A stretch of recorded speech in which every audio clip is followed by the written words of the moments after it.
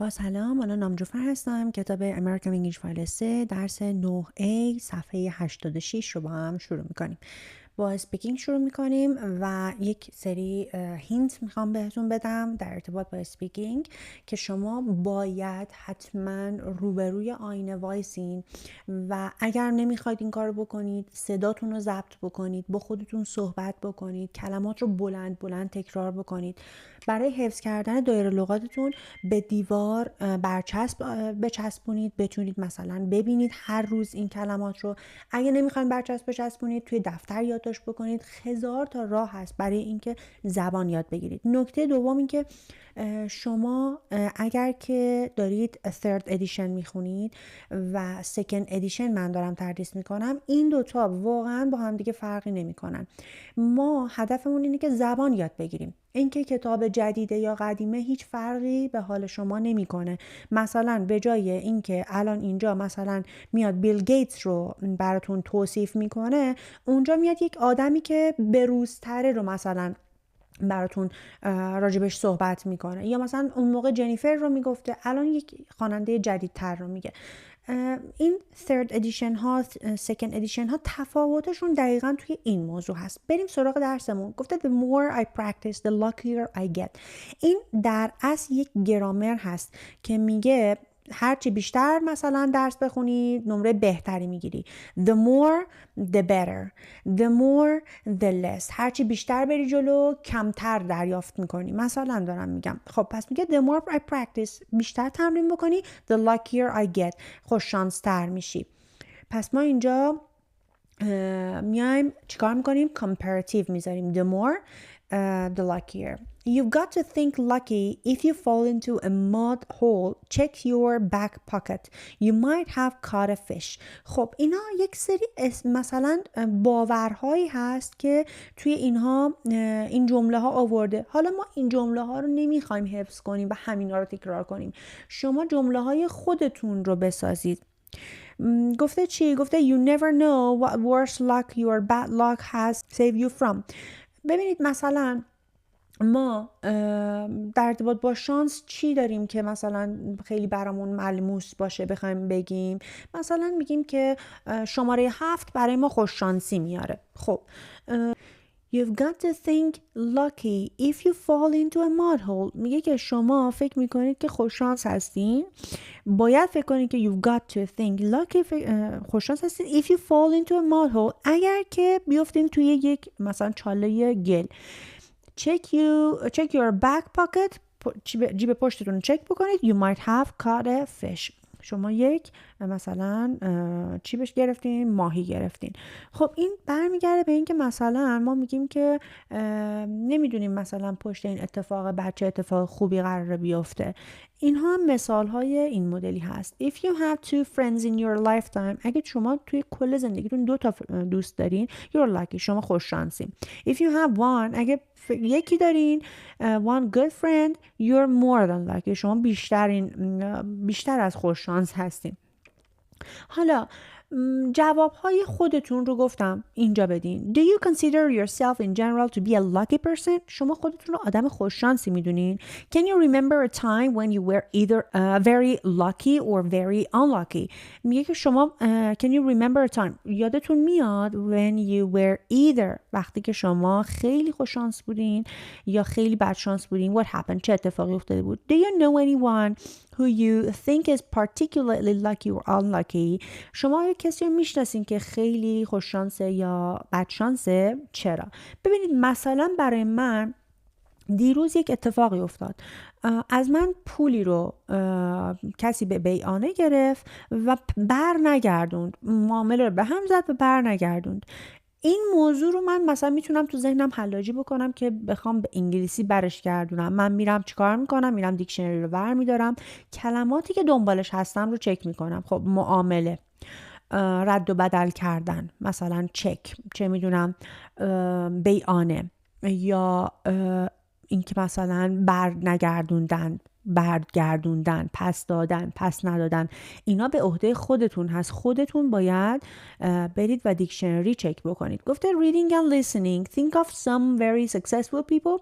راجع به یک سری آدم موفق فکر بکنید business people آدم‌های businessman, musician, sports star. Which of these three things do you think was probably most important in making them successful؟ خب کدومی که اینا مهمه؟ استعداد، talent, hard work, سخت تلاش کردن و luck، شانس.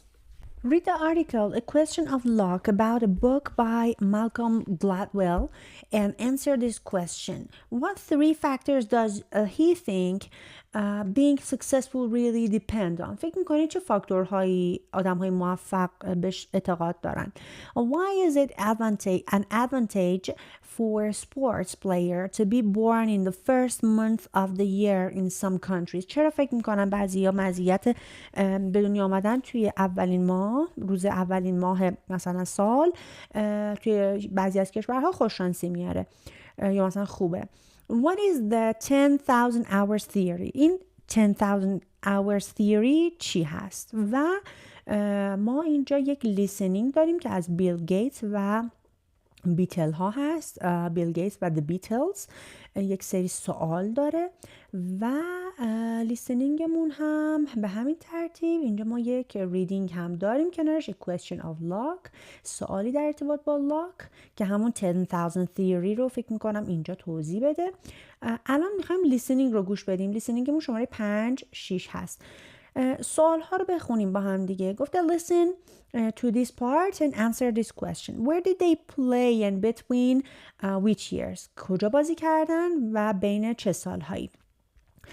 بازی منظورش اینجا مثلا نواختن هستش. Where did the club owner usually get bands from? معمولا این کلاب اونر ها، کسایی که صاحب کلاب هستن، بنداشون رو از کجا میارن؟ How much did they have to play? چقدر اینا باید می نواختن؟ How many times had they performed live by 1964? چند بار باید اینا اجرای زنده می کردن در سال 1964 تا 1964. و بیل گیتس هم گوش بدیم. گفته که when did his school start a computer club? کی این مدرسهشون کامپیوتر کلاب زد and why was this unusual؟ چرا غیر طبیعی بود؟ Why did he and his friend do on weekends؟ چیکار میکردن توی تعطیلات؟ How many hours did he spend at the computer club every week؟ چند ساعت spend the computer club every week؟ اینا میمدن توی کامپیوتر کلاب هر هفته. خب پارت گفتیم 5-6 رو گوش بدیم. 5.6 Apart from the hockey players, he also gives the examples of the Beatles, the most famous rock band of all time, and Bill Gates, the founder of Microsoft. The Beatles were really lucky to be invited to play in Hamburg in 1960. The club owner who invited them usually only invited bands from London.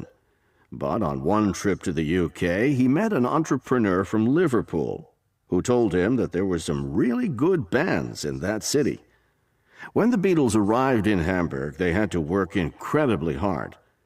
They had to play for up to 8 hours a night in the club 7 nights a week. As John Lennon said later, we got better and we got more confidence. We couldn't help it with all the experience we got from playing all night long in the club. By 1964, when they became really successful, the Beatles had been to Hamburg 4 times and had already performed live an estimated 1,200 times, far more than many bands today perform in their entire careers. Bill Gates' huge stroke of good luck came in 1968, when the high school he was attending decided to spend some money they'd been given on a computer. This computer was kept in a little room that then became the computer club. In 1968, most colleges didn't have a computer club, let alone schools. From that time on, Gates spent most of his time in the computer room because he and his friends taught themselves how to use it. It was my obsession, Gates says, of those early high school years. I skipped sports. I went up there at night. We were programming on weekends. It would be a rare week that we wouldn't get 20 or 30 hours in. So Gates was unbelievably lucky to have access to a computer. But of course, he also put in all those hours of practice, too. Talent, Gladwell concludes, is obviously important, but there are many talented people out there. What makes just a few of them special is that they are lucky and that they put in far more hours of practice than the rest. خب جواباتون رو چک بکنید اینجا. من جوابا رو براتون میذارم. Number 1, they played in Hamburg, Germany between 1960 and 1964. Number 2 is London. Number 3 is they had to play for up to 8 hours a night, 7 nights a week. Number 4, they have performed live about 1,200 times and in 1968 because in those days most colleges, let alone schools, didn't have a computer. And number 7, they spent time at the computer club programming. Number 8, between 20 and 30 hours. این let alone که اینجا گفته یعنی چه برسه به because in those days most colleges در اون زمان بیشتر کالج ها چه برسه به مدرسه ها didn't have a computer هیچ کامپیوتری نداشتن یعنی هیچ کدومشون نداشتن. برگردید اول دوباره این متن رو گوش بدید آدیو رو گوش بدید باید چندین بار با خودتون تکرار کنید که به جوابی که من الان گذاشتم برسید. قراره فقط این جوابها رو متوجه بشید بیشتر از اون رو نمیخواد تلاشی براش بکنید فعلا. اگه بیشتر میخواید چند بار گوش بدید. What do you think? Answer this question with a partner. Number 1, do you agree that luck and practice are just as important as talent? اینا رو میتونید جواب بدین. Do you agree? موافق هستین؟ Think of something you are moderately good at or very good at. راجع به چیزی که خیلی خوب هستین درش رو بگید. Were you lucky to be able to have the opportunity to start doing it? آیا شما خوش شانس بودین که تونستین اینو انجام بدین؟ Or how many times, how many hours do you think you have spent practicing it? و چند ساعت در روز مثلا فکر می‌کنین تمرین می‌کنین راجبش؟ Do you think you have spent more hours doing it than other people you know? فکر می‌کنین بیشتر از مردم دیگه دارید روش مثلا کار می‌کنید؟ و اگر دوست داشتین جواب هاتون رو ضبط کنید برای من ارسال بکنید تا من کرکتتون بکنم. میتونید توی واتساپ روی شماره تلفن من که 912-07-22-431 هست برای من ارسال کنید. A question of luck. سوالی در ارتباط با luck. That what is the question we always ask about successful people? چه سوالیه که ما همیشه راجع به آدم‌های موفق میپرسیم؟ We want to know what they are like. What kind of personalities they have. چه جور ما دوست داریم بدونیم چه شخصیتی دارن و چه شکلی هن چه جوری هن. Or how intelligent they are. و چقدر اینا باهوش هستن. Or what kind of lifestyle they have. یا چه لایف استایلی دارن. What special talents they might have been born with. چه special talenتی دارن و چه talent خاصی دارن. And we assume ما فرض میکنیم that it is those personal qualities that explain how that individual gets to the top of his or her profession. ما میخوایم بهتون توضیح بدیم که چجوری هر کسی میتونه به اون حرفه خودش میتونه به بهترین حرفه خودش دست پیدا کنه. But according to the Malcolm Gladwell in this book Outliers, we are asking the wrong question. ما میخوایم این سوال ها رو بپرسیم. He thinks that while talent is obviously a factor, در حالی که talent و استعداد به صورت واضح obviously یه فاکتور میمونه هستش, there are two other more important ones that make a person successful. دو تا موضوع مهم دیگه هم هست که مهمه. The first of these factors is luck. پس اولیش چیه؟ luck و شانس هست.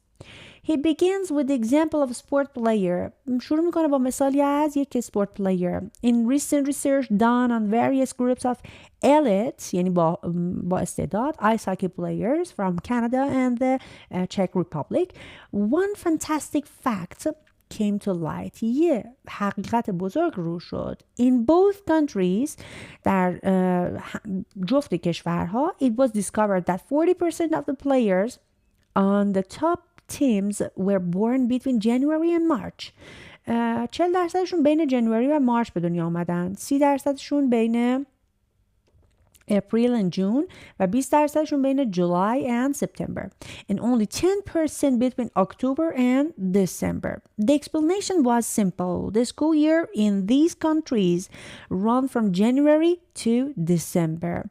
A boy who is 10 on January 2nd will be in the same class as one whose 10th birthday is on December 30th and the chances are the first boy will be bigger.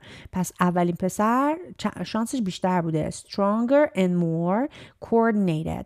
He is much more likely. احتمالش خیلی بیشتره که as the other boy to be chosen to play on junior team که بازی بکنه توی junior team. He will then get better coaching than the others. کوچینگ بهتری هم دریافت میکنه and will play many more games. بازی بیشتری هم میکنه. So will also get more practice. پس practice و تمرین بیشتری میکنه. In the beginning his advantage isn't so much that he is more talented, simply that he is older. He was lucky enough to be born in the first months of the year. But by the age of 13 or 14, with the extra coaching and practice, he really will be better than the others. And far more likely to be successful. و بیشتر احتمالش بیشتره که بچه این likely احتمال بیشتر احتمال کمتر میگیم. Less likely, more likely که موفق بشه. حالا شما از این پارت باید یک سومری برای خودتون بنویسید که بتونید این رو کوتاه بکنید و به زبون خودتون برش گردونید. هیچ کدوم از اینا رو ما نمیخوایم عین کتاب بگیم. مگه ما میخوایم کتابی حرف بزنیم؟ نه.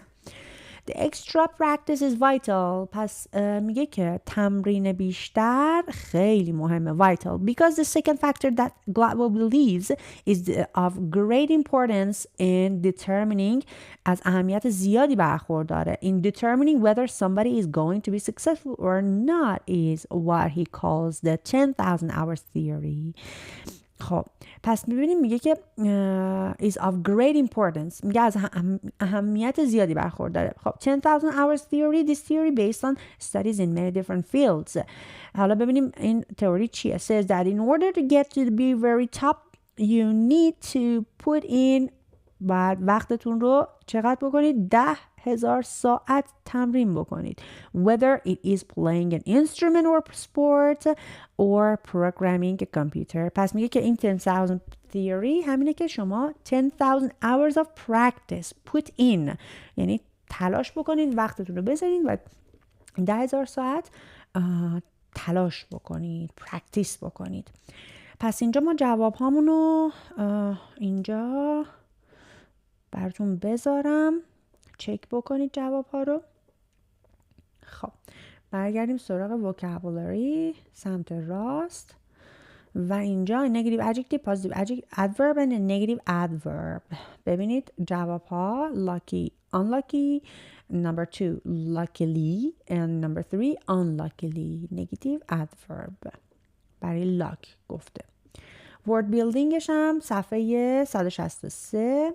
من جواب ها رو فقط براتون میذارم. فکر میکنم یک بار دیگه اینا رو گذاشتم ولی مجدد یادداشت بکنید. توی یکی از چیزها من جواب ها رو گذاشتم. یکی از ویدیوها. خب اینم از جواب این قسمت. اینم از جواب این قسمت. و بریم سراغ جواب این قسمت. خب ویدیوها رو خودتون باید پاز بکنید. من چون سریع میگذارم که وقت نگیره زیاد ازمون. خودتون هم در ارتباط با لاک و آنلاکی بودن خودتون بنویسید و صحبت کنید و انشالله که به اون هدفی که دارید برسید. تا جلسه آینده خدا نگهدار.